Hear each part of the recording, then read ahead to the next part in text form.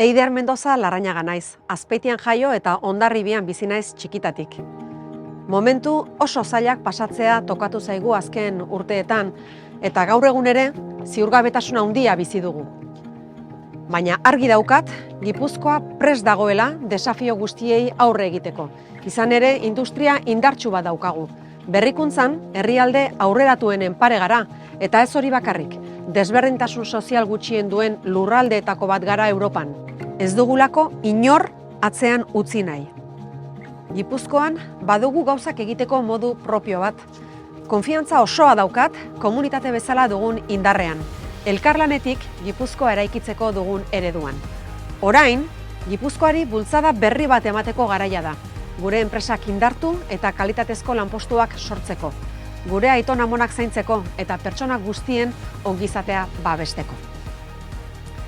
Etxekoek esaten didate saiatua naizela. Ziur asko, sinisten dudan horren alde gogor lan egiten dudalako. Buru belarri konprometitzen naizelako. Eta orain, guztiok batera lan egiteko garaia da. Norabide argi batekin. Atzera pausorik gabe eta etorkizunera begira. Gipuzkoak aurrera egiteko.